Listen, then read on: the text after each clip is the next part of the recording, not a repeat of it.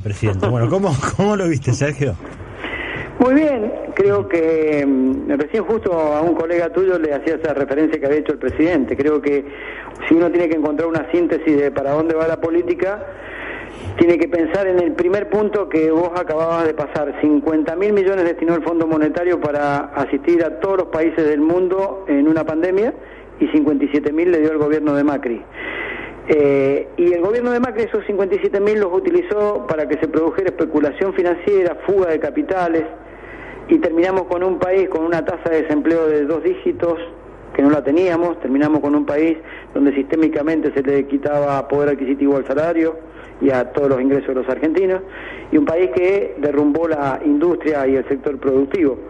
Y este presidente y este gobierno se encontraron no solo con eso, con una pandemia, sino que también se encontraron sin recursos, porque de esos 50.000 millones Argentina todavía no cobra nada. Y con menos recursos, porque producto del confinamiento la actividad económica decreció. Y las 2 o 3 primeras medidas que tomó fueron las que toma un presidente, y este es el gesto. Recibiste 57.000 millones para la especulación financiera y para que se fugaran los capitales. Y vos no tenías nada, o tenías menos, y tenías que pagar, y lo poco que tenías lo destinaste a equipar el sistema sanitario argentino para que no colapsara después de 4 años de desinversión, y lo destinaste a cubrir la acción social necesaria del Estado en la pandemia, a través del IFE, la tarjeta alimentar, a través de el incremento de la AUH, y lo destinaste para salvar empresas y trabajadores dentro de esas empresas cuando el gobierno decidió acompañar a las empresas con el pago de salario a través de los ATP.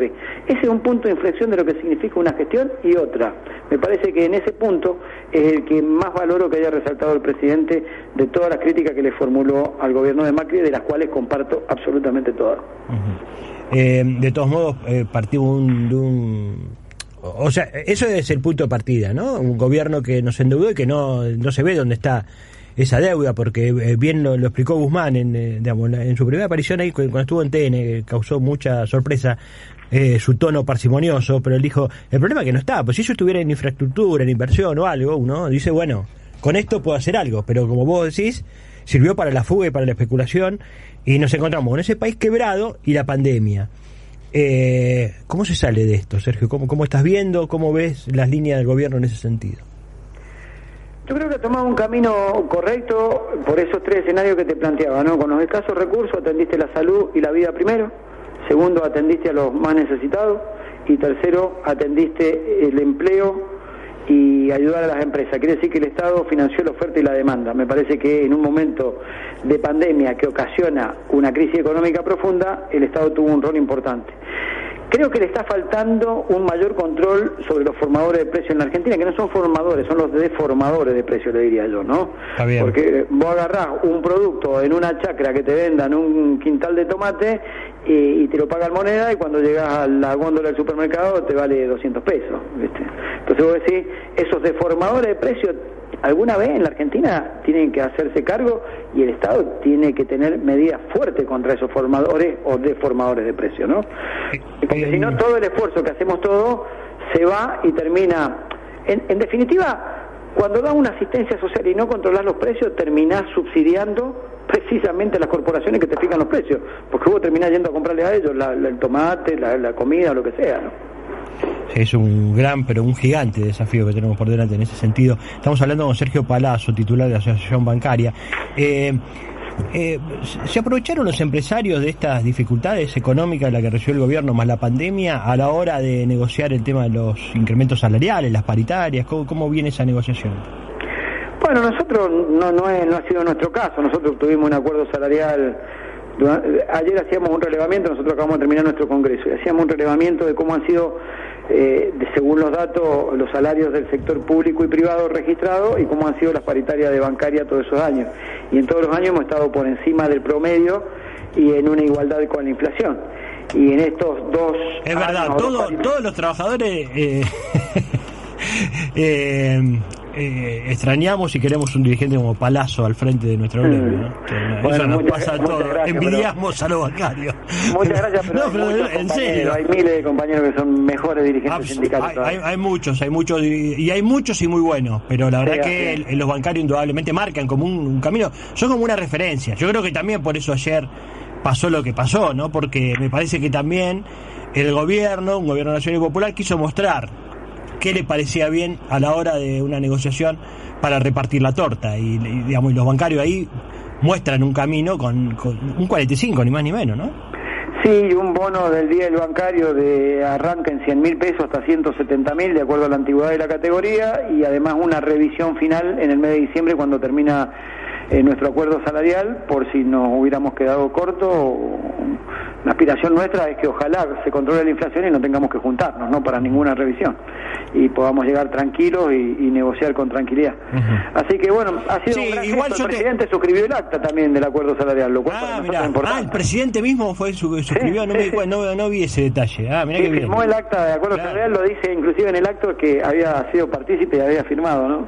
Bueno, claro. Un gesto muy valorado. Por eso digo que me parece que lo que está ahí es mostrando algo, porque frente a una discusión donde la discusión está entre el 30, ¿no?, que se planteó incluso al principio, porque bueno, se pensaba que la inflación iba a poder ser eso, no es así, y el 40-45 como se está hablando, y lo dijo expresamente, dijo que aspiraba a que que el salario de los trabajadores le vaya ganando a la inflación mes a mes, ¿no?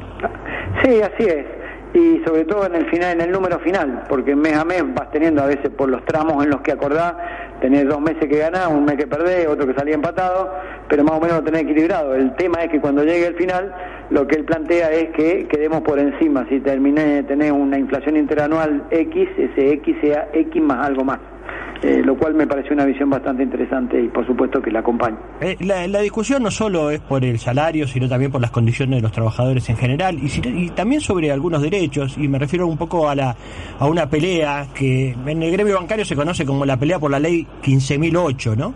Sí. Con respecto a los derechos jubilatorios de empleados del Banco Provincia en este caso, querría que me recuerdes un poquito cómo viene esa pelea. Sí. Bueno, en el gobierno de María Eugenia Vidal se sancionó una ley denominada por nosotros la nefasta ley 15.008, que cercenó derechos jubilatorios de los trabajadores del Banco Provincia. Desde la forma de determinar el haber jubilatorio, que los pasaron a la fórmula nacional que tenía en ese momento el macrismo a través del ANSES. Es el único lugar de la Argentina donde las mujeres obligatoriamente pasaron a jubilarse a los 65 años, porque de 60 a 65 optativo, menos en el Banco Provincia, que sacó una ley que era obligatorio jubilarse a los 65. Qué bárbaro. Porque de eso, viste, no... bueno, obviamente ellos quieren que no se lleve la atención. Los medios no hablan de eso, ¿no? Porque le sacaron es importante que cuando hablen de género y demás, la gente vinculada a sepa lo que hicieron, claro. Le recordemos que en toda la Argentina se jubilan en 60 años, menos en donde se sancionó una ley con el voto de ellos y por pedido del Poder Ejecutivo, que las mujeres se tenían que jubilar a los 65. Bueno, todas esas cuestiones las hemos podido resolver en la asociación bancaria, más allá de las marchas, los paros, hicimos como 11 paros, 12, nos descontó los días de los paros, seguíamos peleando, y después decidimos sobre el final que la resolución de este conflicto era política, por eso decididamente acompañamos al gobernador Axel Kicillof, no solamente por convicción, sino porque había que derrotar ese modelo, porque no íbamos a tener respuesta. Bueno, ganó Axel la gobernación, y sin que haya sido una promesa de campaña de Axel, se avino una discusión. La asociación bancaria también habíamos presentado, además de toda la lucha que dimos, habíamos presentado un recurso de inconstitucionalidad que la Corte no había resuelto. La Corte fijó una audiencia de conciliación y pidió que estableciéramos acuerdos mínimos para modificar esa ley. Así que hemos tenido una muy interesante definición al respecto, y es que todos los puntos o la mayoría de los puntos se vuelven a corregir y los trabajadores y jubilados recuperarán los derechos. Ahora se va a liquidar las jubilaciones por el acuerdo salarial, el acuerdo salarial de bancarios, no por la fórmula del ANSES. Se le va a liquidar el 82%, las mujeres vuelven a jubilarse a los 60%. Así que bueno, el gobernador va a elevar, y vino ayer a anunciar al sindicato, la elevación de un proyecto a la legislatura bonaerense para que sea tratado y se derogue la ley 15.008 y se restituyan los derechos. Es una gran noticia, qué bueno. No, pues tiene que ver con eso también. Hay un montón de otros derechos que van sacando todo el tiempo, porque ellos odian a los trabajadores organizados. Digo, pero además es como irracional. Pues es que, porque está bien, digamos, hay modelos de país que se contraponen y discuten. Unos representan mayorías y laburantes y clases medias, etcétera, y otros a los sectores de privilegio. Ahora, el otro día marcábamos un poco el discurso de apertura del presidente de los Estados Unidos, de Biden, cuando le habla al Parlamento. Habló de los gremios y de la importancia de los gremios para sacar a un país de la pobreza, porque dijo, si no hay gremios, si los trabajadores no están organizados y no hay quien defiende su derecho, no pasan de la pobreza a la clase media solos, ¿no?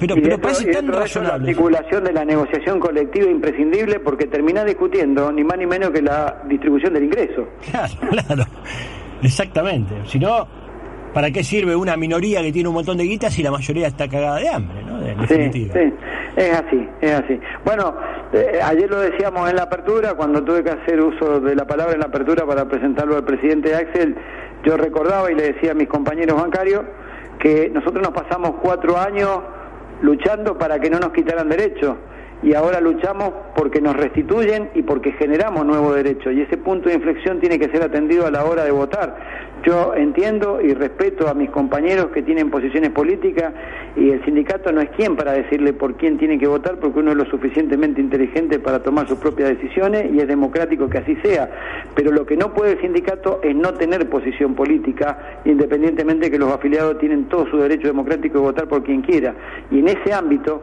y bajo esas características nosotros le dábamos un fuerte respaldo a la conducción del Frente de Todos para acompañarlo en el proceso electoral que se viene. Te voy a correr un poquito de tu rol de dirigente gremial, 1 minuto nada más, porque bueno, vos provenís de la fila del radicalismo, ¿no? De un radicalismo popular, ¿no? Pensaba en Alem, en Irigoyen, etcétera. ¿Cómo es el radicalismo actual? Que está, porque aparece tan a la cola de las decisiones de Juntos por el Cambio y del PRO. Mira, yo prefiero quedarme con mis principios radicales por los cuales me afilié, ¿no? Yo siempre digo, ¿qué es un candidato a presidente de un partido? Particularmente un partido popular. Es la expresión de la síntesis de la doctrina de un partido, de la historia de lucha de ese partido, y es el que te va a garantizar que esa doctrina, esa lucha y esa historia llegará al poder y modificará las cosas. Bueno, ¿dónde están los 2 últimos candidatos del radicalismo en este momento políticamente? Uno se llama Leopoldo Moró y está en el Frente de Todos. El otro, Ricardo Alfonsini, es el embajador del presidente Fernández en España. Sí, es verdad. Entonces, si los últimos 2 candidatos a presidente del radicalismo están en este espacio, la verdad que la opinión sobre el radicalismo la tendrán que dar los que se quedaron al lado de Macri. Sí, pues yo pensaba, no sé, Ilía enfrentándose al laboratorio y estos haciéndole el coro a Pfizer, ¿no? Pero están del otro lado, ¿no? Algunos dirigentes políticos y algunos comunicadores sociales de medios hegemónicos, en lugar de celebrar el día de su actividad como celebramos todos, seguramente van a celebrar el día del viajante propaganda médica, ¿no? Bueno.